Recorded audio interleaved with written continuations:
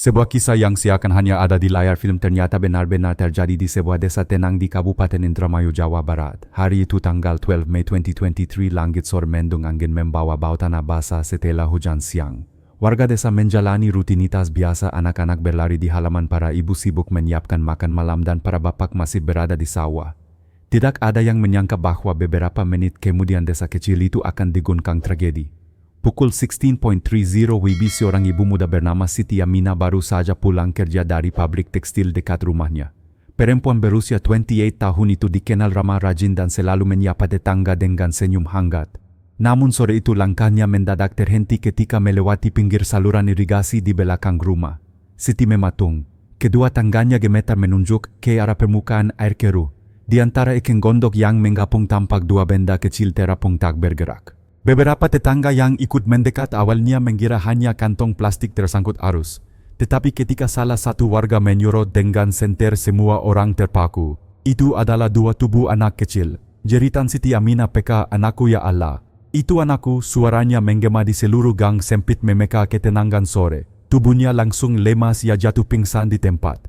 Tetangga berhamburan menolong, sebagian berusaha menggangkat tubuhnya, sebagian lain berteriak meminta bantuan dan menelepon polisi. Dalam sekejap desa yang biasanya sunyi berubah menjadi lautan tangisan dan kepanikan. Dua bocah malang itu adalah putra Siti dan suaminya Budi Santoso, si kecil Fajar 7 tahun dan adiknya Rizky 5 tahun. Keduanya dikenal lengkap dan manis, sering bermain di halaman rumah sambil tertawa. Kini tubuh monggil mereka terbujur kaku di permukaan air dangkal.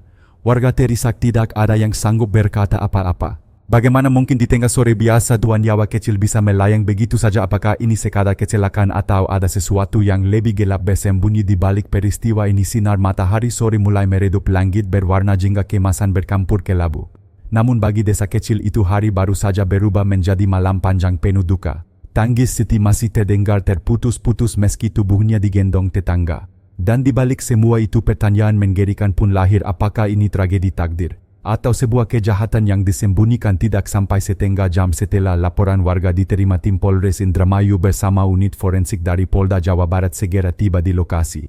Saluran irigasi kecil di belakang rumah Siti Aminah langsung dipasangi garis polisi. Warga yang masih berkerumun diarahkan menjauh. Senja kian turun, langit berwarna jingga pukat bercampur kelabu menambah suasana mencekam. Angin sore membawa bau lumpur basah bercampur aroma anjir dari air tergenang. Di balik pita kuning yang melintang, petugas bekerja dengan wajah tegang. Dua jasad bocah kecil diangkat perlahan dari air, diletakkan di atas kain plastik putih. Tangis warga yang menyaksikan pekat kembali, sementara beberapa orang harus menutup wajah karena tak sanggup menahan pilu. Namun di balik duka itu, mata para penyidik tajam meneliti setiap detail. Ada hal yang langsung membuat mereka terdiam. Tubuh kedua korban tidak menunjukkan tanda-tanda kekerasan. Tidak ada lebam, tidak ada goresan, pakaian masih utuh tanpa sobekan. Keheningan sesaat menyelimuti tim forensik, lalu bisik-bisik diskusi pun dimulai. "Kalau tenggelam biasanya ada bekas kakaran atau tanda panik di tubuh," ujar seorang penyidik berpengalaman dengan nada ragu.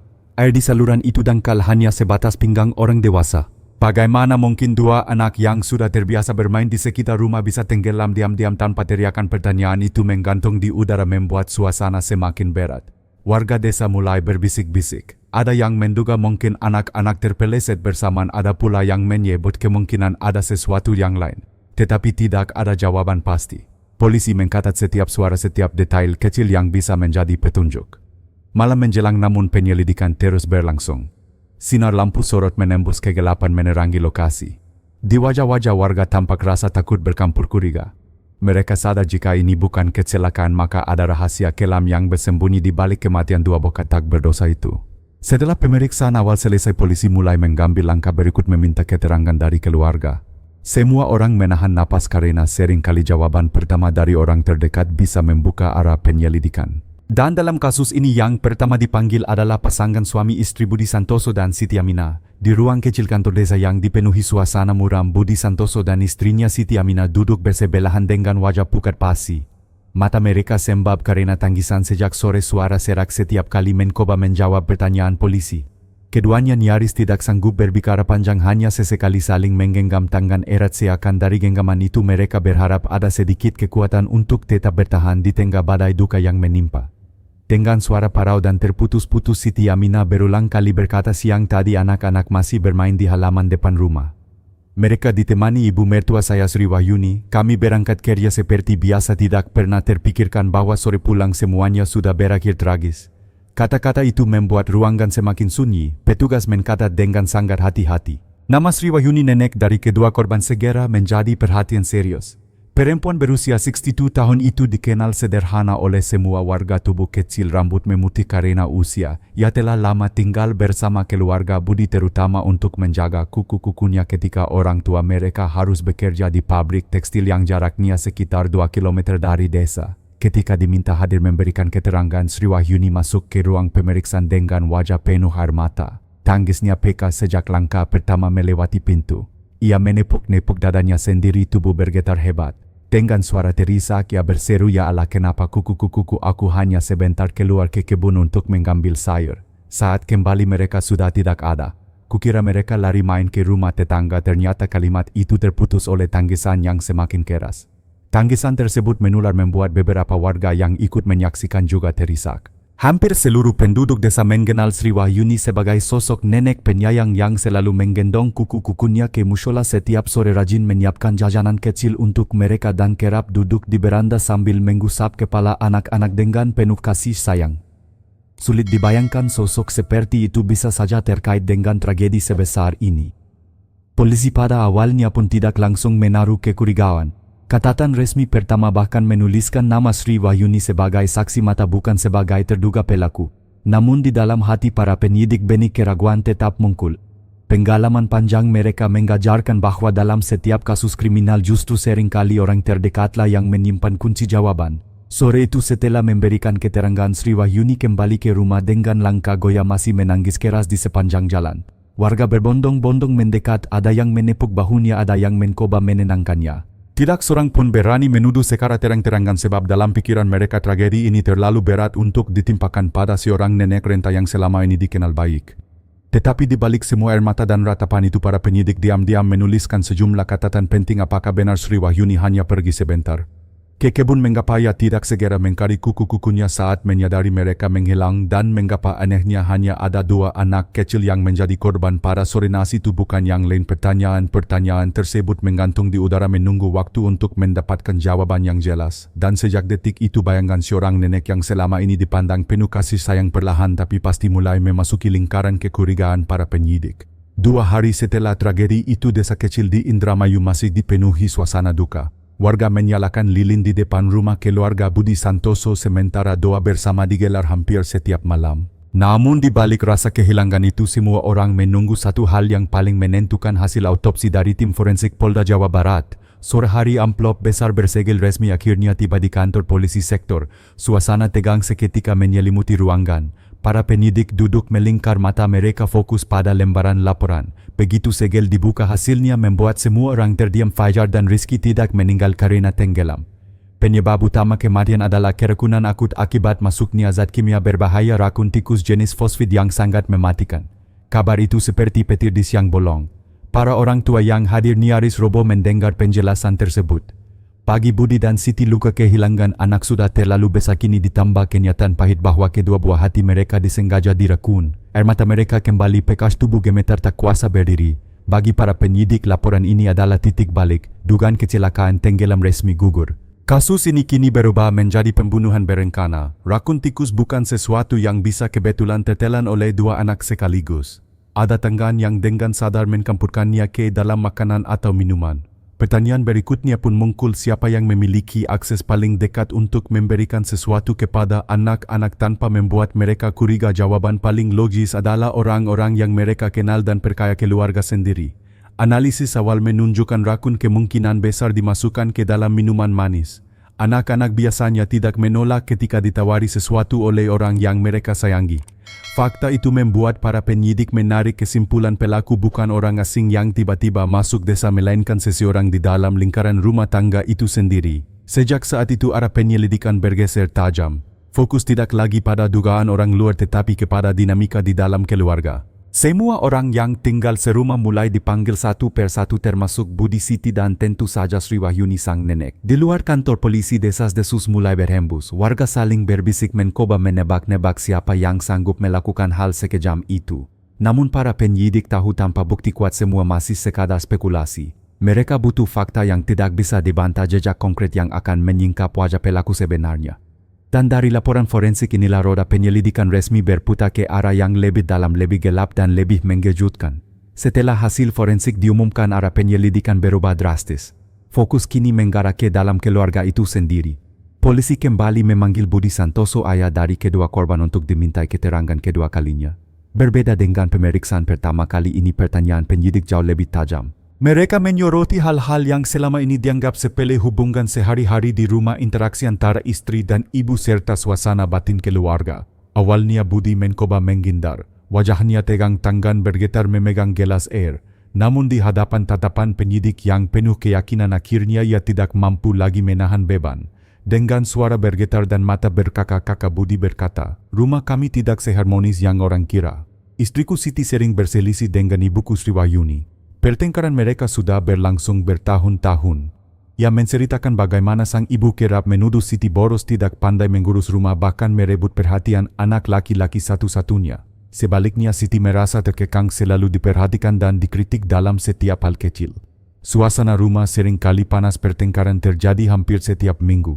Warga desa memang kadang mendengar suara ribut dari rumah itu, tetapi menganggapnya wajar. Konflik mertua dan menantu adalah hal biasa, pikir mereka. Tidak ada yang menyangka kebencian yang dipendam bisa tumbuh menjadi sesuatu yang lebih mengerikan. Budi menunduk, air matanya jatuh ke meja. "Saya kira seburuk apapun hubungan mereka, ibuku tetaplah nenek yang sayang kuku. Saya tidak pernah membayangkan bahwa kebencian itu bisa sampai menelan dua nyawa." Pengakuan Budi membuat ruangan hening. Kata-kata itu membuka kemungkinan baru. Apakah dendam seorang ibu mertua terhadap menantunya bisa sedemikian dalam hingga kuku-kuku sendiri dijadikan sasaran? Bagi penyidik, ini adalah potongan penting dari teka-teki. Motif mulai terbentuk, kebencian yang menumpuk selama bertahun-tahun. Namun motif saja tidak cukup. Mereka masih membutuhkan bukti nyata, sesuatu yang tidak dapat disangkal. Sejak saat itu sorotan penyelidikan mengarah semakin jelas kepada Sri Wahyuni. Sosok nenek yang sebelumnya dilihat penuh kasih sayang kini mulai tampak sebagai bayangan misterius yang menyimpan rahasia gelap. Setelah mendapatkan pengakuan Budi tentang konflik panjang antara istrinya dan ibunya, tim penyidik semakin yakin bahwa kebenaran berada di balik tembok rumah itu sendiri. Namun tanpa bukti nyata, semuanya masih berupa dugaan. Karena itu fokus penyelidikan diarahkan ke satu hal penting, rekaman kamera pengawas. Desa tempat keluarga Budi tinggal memang sederhana. Tidak semua rumah memiliki CCTV. Tapi para penyidik yakin selalu ada kemungkinan satu atau dua kamera di toko, warung atau rumah tetangga yang bisa merekam pergerakan penting pada sore naas itu. Hari-hari berikutnya tim khusus dikerahkan. Mereka berjalan kaki dari rumah ke rumah, menggetuk pintu warga, meminta izin memeriksa rekaman kamera. Prosesnya tidak mudah. Ada warga yang langsung bersedia membantu, ada juga yang khawatir privasi mereka terganggu. Bahkan beberapa perangkat sudah rusak, rekamannya buram dan sulit dibaca. Meski begitu, para penyidik tidak menyerah. Puluhan jam rekaman terkumpul. Sebagian hanya memperlihatkan ayam berlarian di halaman, anak-anak bersepeda atau ibu-ibu membawa belanjaan. Tetapi setiap detik diteliti dengan seksama. Satu tim bahkan rela begadang semalaman menonton ulang frame demi frame, mencatat setiap detail. Ketegangan terasa di ruang analisis. Suara klik mouse terdengar berulang-ulang. Layar laptop menampilkan potongan gambar hitam putih. Wajah para penyidik serius. Beberapa kali terdengar helaan napas kecewa ketika rekaman tidak menunjukkan apa-apa. Namun mereka tetap yakin kebenaran tidak bisa bersembunyi selamanya. Dan benar saja, pada hari keempat salah satu rekaman dari sebuah gudang tua di ujung desa memberikan petunjuk mengejutkan. Kamera itu memang buram dan posisinya agak jauh, tetapi cukup jelas memperlihatkan sosok seorang perempuan parubaya dengan rambut putih mengenakan baju sederhana. Di tangannya ia tampak menggandeng dua anak kecil. Jam di layar menunjukkan pukul 15.00 WIB, tepat pada waktu yang disebut Sri Wahyuni sebagai saat ia keluar ke kebun ambil sayur. Namun arah yang ditunjukkan rekaman berbeda. Perempuan itu berjalan membawa Fajar dan Rizky menuju tepi saluran irigasi, bukan ke kebun. Beberapa belas menit kemudian kamera kembali merekam sosok yang sama, tetapi kali ini ia berjalan sendirian. Di tangannya hanya ada sebuah topi bambu, langkahnya tenang, wajahnya terlihat datar. Tidak ada jejak dua boka yang tadi ia ajak pergi. Ruangan analisis seketika hening. Para penyidik saling berpandangan. Rekaman itu seperti potongan kunci terakhir. Segala air mata, segala ratapan kini mulai tampak seperti tirai tipuan. Dengan bukti visual itu, lingkaran kecurigaan semakin sempit. Sri Wahyuni yang selama ini dipandang penuh kasih sayang kini resmi menjadi pusat perhatian. Hari itu ruang interogasi di Polres Indramayu terasa lebih sunyi dari biasanya. Hanya suara kipas angin berputar pelan menambah ketegangan yang sudah menumpuk sejak rekaman CCTV ditemukan. Sri Wahyuni dibawa masuk dengan langkah pelan, wajahnya masih basah oleh air mata. Di tangannya ada sapu tangan lusuh yang terus ia gunakan untuk menggusap hidung dan pipi. Di hadapannya duduk dua penyidik senior. Mereka tidak langsung bertanya, hanya menatap dengan mata tajam namun tenang. Setelah beberapa menit hening, salah seorang penyidik membuka laptop memutar rekaman CCTV dari gudang tua. Gambar buram muncul di layar, sosok nenek berambut putih menggandeng dua bokak kecil menuju tepi saluran irigasi. Sri Wahyuni terpaku. Tangannya yang menggenggam sapu tangan mulai bergetar. Ketika rekaman berlanjut, terlihat ia kembali seorang diri tanpa kedua kuku.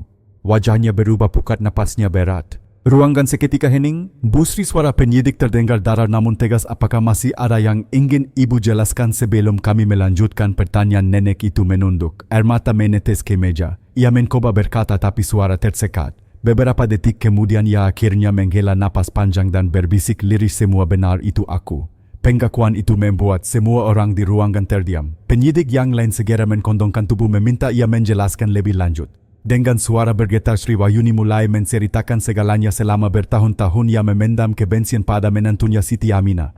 Pertengkaran kecil berubah menjadi dendam besar. Ia merasa kehilangan perhatian anak laki-lakinya, merasa dikesampingkan di rumah sendiri. Dan kebencian itu sedikit demi sedikit menutupi kasih sayang seorang nenek terhadap kukunya. Pada pagi hari kejadian, ia membeli sebungkus rakun tikus di pasar beralasan untuk membasmi hama dapur. Sore harinya ia melarutkan rakun itu ke dalam minuman manis lalu memberikannya kepada Fajar dan Rizky dengan senyum yang tampak tulus. Anak-anak meminumnya tanpa curiga. Beberapa menit kemudian tubuh monggil mereka mulai lemah lalu tak sadarkan diri. Dengan hati dinginnya menggendong kuku-kukunya satu persatu membawanya ke tepi murni. Tanpa ragu ia menjatuhkan tubuh mereka ke air, berharap semua orang perkaya itu hanyalah kecelakaan tenggelam. Setelah itu ia kembali ke rumah memainkan peran sebagai nenek yang hancur hati menangis histeris di depan warga. Tetapi di balik tangisan itu ia menyembunyikan rahasia kelam. Pengakuan tersebut membuat penyidik terdiam lama. Mereka bukan hanya mendengar pengakuan kriminal tapi juga menyaksikan runtuhnya sisi kemanusiaan dari seorang nenek yang rela menukar kasih sayang dengan dendam. Sri Wahyuni menutup wajahnya dengan kedua tangan, tubuhnya terguncang. Aku hanya ingin menantuku menderita. Tapi aku telah membunuh kukuku sendiri, tangisnya memenuhi ruangan. Namun bagi penyidik semua sudah jelas. Tirai kebohongan telah jatuh. Kebenaran akhirnya terungkap. Kisah tragis ini memberi kita pelajaran berharga. Pertama, konflik dalam keluarga jika tidak diselesaikan dengan komunikasi dan pengertian dapat berubah menjadi kebencian yang membahayakan. Perselisihan antara ibu mertua dan menantu sering dianggap biasa, tetapi jika dibiarkan menumpuk, luka kecil itu bisa menjadi bom waktu yang menghancurkan banyak nyawa. Kedua, anak-anak selalu menjadi pihak yang tidak bersalah, namun sering kali mereka justru menjadi korban dari pertengkaran orang dewasa. Karena itu setiap orang tua, kakek dan nenek harus menempatkan kasih sayang serta perlindungan anak sebagai prioritas utama. Tidak ada alasan apapun yang dapat membenarkan melibatkan anak-anak dalam konflik orang dewasa. Ketiga, belajar memaafkan dan berlapang dada adalah kunci untuk menjaga kedamaian rumah tangga. Saat kebencian dibiarkan berakar, ia bisa menutup hati manusia hingga membuat seseorang kehilangan sisi kemanusiaannya sendiri. Dari cerita ini marilah kita renungkan seberapa sering kita membiarkan amarah menguasai diri. Sudahkah kita memilih jalan kasih sayang daripada dendam? Ingatlah, hanya dengan empati dan cinta keluarga akan tetap kokoh dan terhindar dari tragedi. Jika Anda merasa kisah ini memberi pelajaran, mari kita sebarkan lebih banyak cerita bermakna. Tekan tombol like sebagai dukungan Anda. Klik subscribe dan aktifkan lonceng notifikasi agar tidak ketinggalan kisah berikutnya. Jangan lupa bagikan video ini dan tuliskan pendapat Anda di kolom komentar. Suara Anda adalah semangat bagi kami untuk terus menghadirkan kisah penuh makna.